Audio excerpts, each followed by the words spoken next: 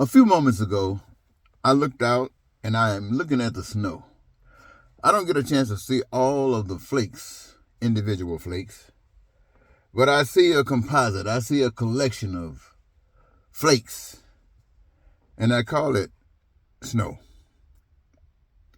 I look at the trees, and I know that in certain seasons, the trees have leaves and they're vibrant and looking beautiful. And yet at certain times of the year, all I can see is naked branches. And they don't look that beautiful sometimes. I look at this earth that all of that is on, and I see that it has been here for quite some time, at least during my existence and a lot of the people who had to exist in order for me to get here. And it's still here. And it makes me, without going through all of the details, feel that that's a magnificent power that's able to do all of that. And most of all, that really gets my attention is the fact that I'm sitting here talking to you about something that you are quite familiar with. So you and I, we are here. And I'm thinking about all of the troubles that we have around the world. In other words, when I say troubles, I think about that power that was able to do all of those few things that I just mentioned to you. And it makes me believe without doubt that that power is able to design a program, is able to design a way of life that would produce harmony and peace and prosperity and freedom, just as simple as it is that the earth and all that is on it exist. The only thing that's basically different is that the earth have been given, and all of the resources on the earth have been given and maintained. And yet when it comes down to we the people, we have been also given one extra thing. We have been given choice. Not just given choice, we've also been given what those basic principles are that would allow us to live different kinds of ways as we live on this earth. Most of us, I believe, desire peace and prosperity and freedom and joy and happiness. And one thing, to live our dreams. And in living our dreams, I'm sure that most of us would say that we are satisfied with life. That's a good thing. And yet there are so many of us that do not experience that. And usually the reason is because we have chosen different plans, different policies that work against one another. And the outcome is lying and hatred and racism and bigotry and terror and war. And you find that some of those nations and people that are so progressive beyond others are those that got and those that do not. Those that got usually have because they have the greatest power. What I mean by power is what they have given themselves to represent power. In most instances, it's money.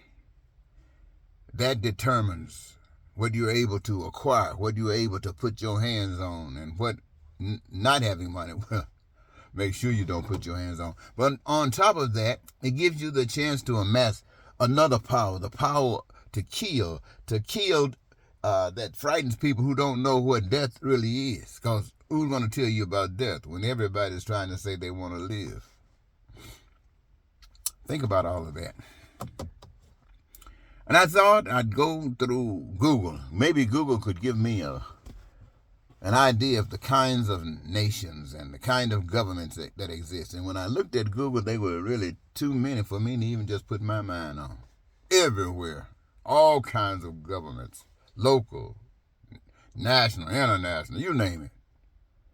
And yet, all of the pain and suffering that we experience as a people indicates that the people have chosen to accept that government, which represents what you might want to call hell, the devil. And what they're actually saying, it is anti-God. It does not promote that which is all the peace and prosperity and needs, wants, and desires that the people say that they want to experience. And since I think about all of these governments and that system of government, which I had just mentioned that is connected with God, nowhere on earth does it exist. Sometimes it doesn't even exist in a household. Makes you wonder, why is it that human beings still exist on the earth? They tell me one time, way back, I don't know how far back, but they say people went through the same kind of stuff. And that the power that made the earth and made all of the people were so dissatisfied with what happened, it just wiped all of the people off the earth, only to have it reoccur with the reestablishment of people on earth through those few that were left here. So I think about, what is it that would promote the kinds of outcomes that I just referred to, that God would be represented in? Thy will being done on earth as it is in heaven. Heaven on earth. And boys, I don't see that anywhere, nor do I see any governments even talking about it. So it tells me that every system on the on earth, systems of government, systems of operation, whatever it is anti-God. It doesn't matter whether it's local, national, or international. It doesn't matter whether it's people or animals. It doesn't matter whether it has to do with anything that has to do with life. Everything comes out the same. Hell runs it. And then they got an institution, or should I say a system that's set up called church, called religion, so on and so forth. And it is just as hell-bent and as captive as anything else. I got up this morning and I've been praying, asking maybe that something I've said over these 40 years I haven't said in the proper manner. And I asked that power that is responsible for all things to give me an understanding of what needs to be said and how it must be said and to whom it's to be said to, that would inspire others to try to engage themselves in life that's better, not just for themselves, but for everyone. And I listen and I pray and I listen and I observe things that people are doing and what people are talking about that they're doing, and I'm not being led with anything different that I've said. And so it just happened today that I was thinking, and it dawned on me that most people don't even know what it is that God would require as far as living on earth as you're in heaven.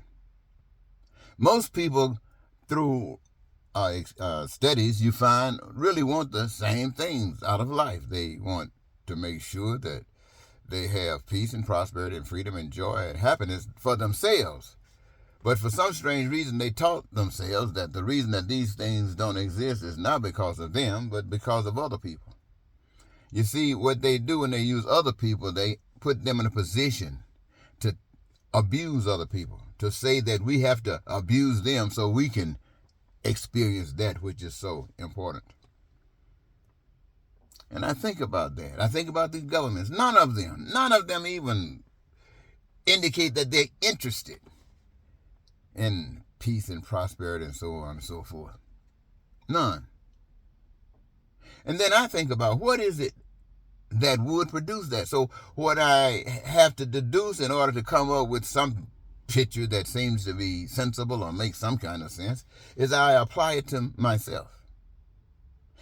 We have determined that as far as living on earth, we require food, clothing, and shelter, and education, and health care, and transportation, and infrastructure. And all these things require resources that are outside, really, of our ability, yet they are here. Anything that's required outside of our ability to give is planted here on this earth, either in it, above it, or on it. But we, my friends, never have a mindset that is about us, including them. And so we always find ourselves falling short. Hatred, racism, bigotry, lying, cheating, you name it. You know the story.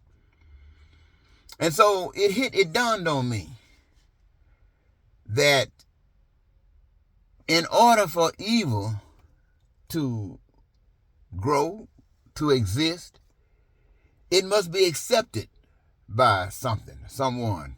And so when I think about the discourse that we have before people, that means to me, I don't know what it means to you, that there are those that are able and desire to perpetrate whatever is required to bring about that evil on others. That's part one. But in order for that to exist, it must find a willing receptacle that says it's okay, I'll play my part. In other words, all of the bigotry and suffering that are instituted by one thought has to be accepted by another thought. Slavery, for instance. Nobody wants to be a slave because we know what slavery is about. I'm not going to tell you here because you already know what it's about. But in order for it to exist, somebody got to say, okay, I'll be a slave. Think about the natives in America. When white people came and decided that they want to institute all of this ugliness and this evilness against these people, the people fought back. But ultimately, they yield and they became what they are.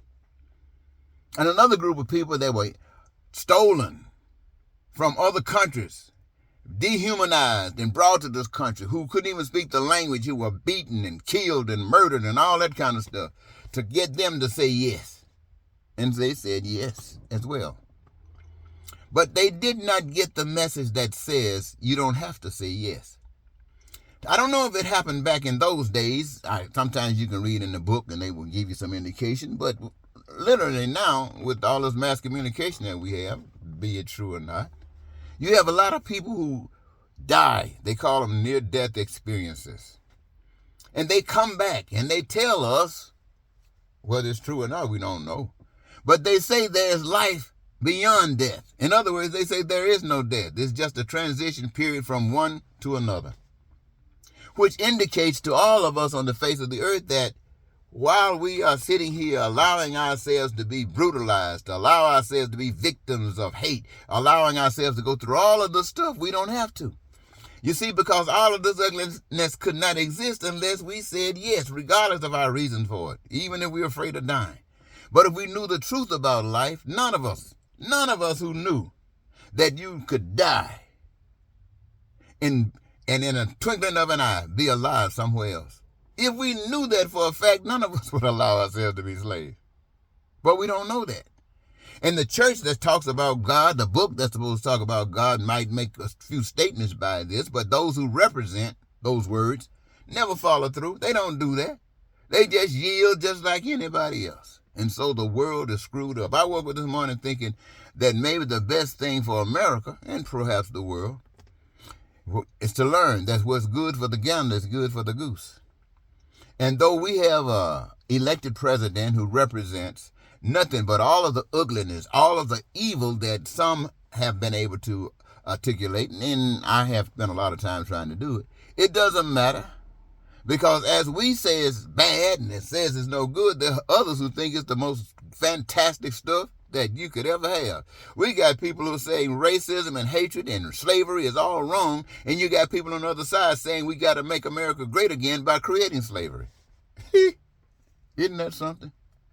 So what is to prevent this? Do you go to war? Well, we know we've gone to wars. It didn't stop anything. So war is not the answer. Fighting and killing each other is not the answer. Truth is the answer. Now, if it's true that we don't really die, but in the twinkling of an eye, we are alive again, which this information is kept secret because it is something that requires that you have faith. Have faith. See, if you had faith in that, you might be able to stand up to all of the ugliness that come our way.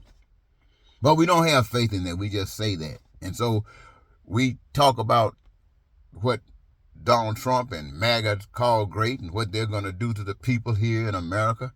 And the people in America are talking about what those others said they're going to do to us and what we should not do. And based upon the conversations I hear, the only thing that could lead to is another war. Another killing and dying for what? For something that failed before?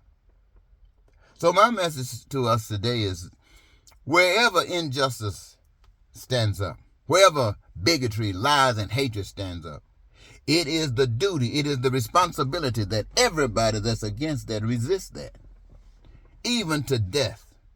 Now we know that evil will kill to have its way.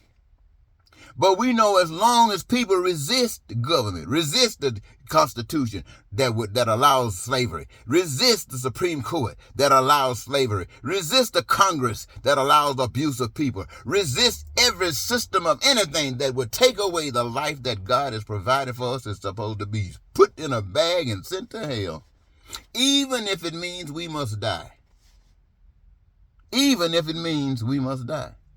We call those people who believe like that are martyrs, like some people are mentioned in the book.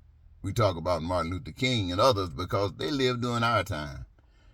And we know they are still renowned. And people like George Wallace and people like Trump all going to be considered hell-bound with Satan. At least that's what we think. Others might think that they are in heaven with Jesus. Boy, how confused can we as people be? My point of it is this, ladies and gentlemen. There is no way that any ugliness can exist unless people allow it. And all of the ugliness that happens, I'm just going to use America right now. I'm not going to talk about the rest of the world. All of the ugliness that exists in America is allowed. I don't care how much we fuss. It is allowed. I don't care how much we try to put it down. It is allowed. And it will continue to exist until we say no more and mean it. No more and mean it. Look how easy it has been to say we're going to take away the rights of women to have their own autonomy. We're going to take it away. We're going to tell them and make the law put anybody that try to support them in violation to be persecuted. Straight up hell. But we don't know that. We've been taught what we do. That's what we know. But I'm saying to all of us that there is something new. It shouldn't be new, but nobody tries it but the martyrs. So I tell you this, I don't care how great America think it is. I don't care how great you feel democracy is. I'd rather be a martyr 10 times before I accept the fact that MAGA and Donald Trump control anything in my life. Now, if they want to cut the water off, cut the water off. If they want to cut the gas off, cut the gas off. If they want to send somebody in to blow my brains out, send them and blow my brains out. But when it's all done, I want to say he resisted evil. He did not take part in it. He did not give it authority over himself, and he did not bring it back at them. In fact, he kept walking around smiling, telling the truth. Now, you people in the church, I'm going to talk about you. You've been taught to act just like you act. Most of you think that you're on the right track. And you think that God is going to punish those others and leave you alone. Is he leaving you alone every day? When Trump comes at those who he doesn't like, it don't matter whether you're in church or not. You suffer the same pain. And so what is it to say that you got faith? What is your benefit? At least if you change your mind, I'll tell you this, at least if you stand up against evil, there will be joy within you that the world didn't give and the world can't take away. That's what I call the power of the Almighty God to do something that the world can't even control. So I ask every human being on the face of the earth to hear my voice. If Project 25, send it straight to hell. Disobey everything. These Shash-Patel people who want to take over the FBI and cause 10 trillions or more pain. I heard one guy come on a talk program this morning talking about America going back to what it meant. And what did it mean being great? And he said it meant when white supremacy, when white folks had everything going on. And you know what he justified it by saying? That was before blacks got the jobs.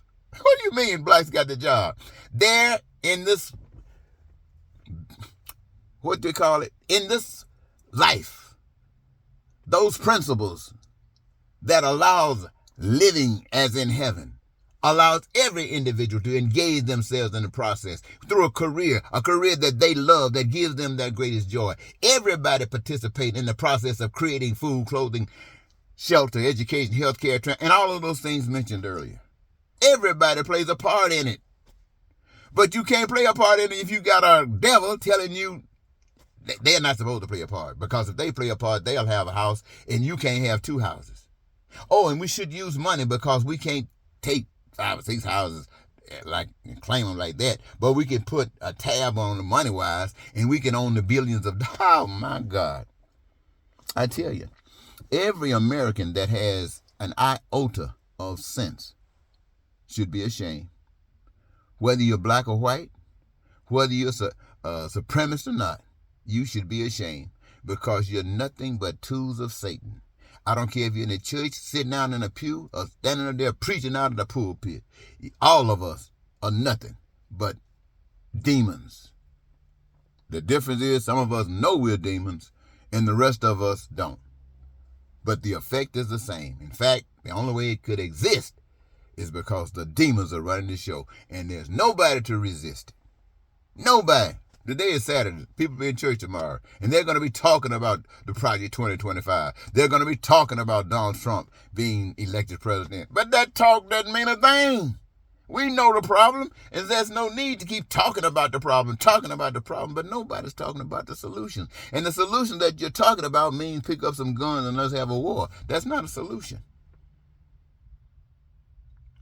But standing up for what is right. And it doesn't...